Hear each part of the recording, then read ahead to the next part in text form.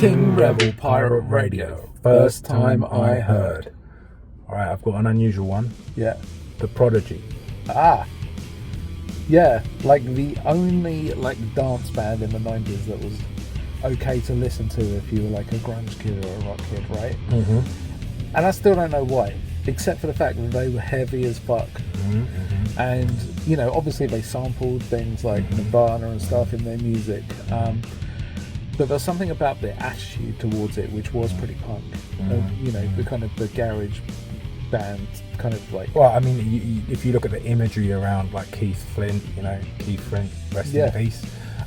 You know, the imagery around him is like, obviously he was sort of reinventing a punk thing, do you know what I mean? Yeah. And then later on they almost grew back into punk. I think so, yeah. Didn't Keith Flint have a punk album himself later on? He did, yeah. Yeah, but it didn't do so great, but I listened to it the other day and it's actually pretty good. It's alright. Yeah. It's alright. But back in the day, first, I didn't even answer the question. First time I heard it was probably in the indie charts on TV on a Saturday afternoon. Like probably Firestarter, just picked up the album and then went back and went, oh, okay, that's house music, and then came forward again, and they started introducing guitars into their live stuff, and they always killed it.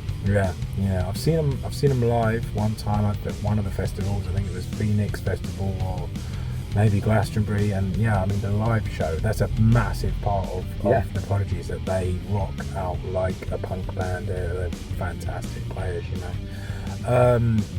I've got a lot of time for them, like the Dirt Chamber Sessions mixtape by Liam Howlett is amazing, and I really think that with the Prodigy it's like there's a lot of crossover. Like, you know, you can be a dance kid and be into them, you can be a indie kid and be into them, you know. And they were in the indie charts, and before they had guitars in the band or anything like that, right? Yeah, absolutely.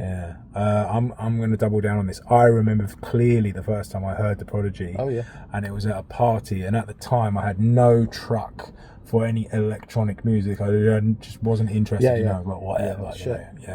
Right. And then somebody played it, they played the whole album, Music for the Jolt Generation, played it at this party, and I was just sort of like standing there going, well, hold on, and it's one of those sort of moments where you go, oh, I'm gonna have to reevaluate here, and then you find that there are fans. It doesn't matter what the instruments are, what matters is what the intention is of the artist.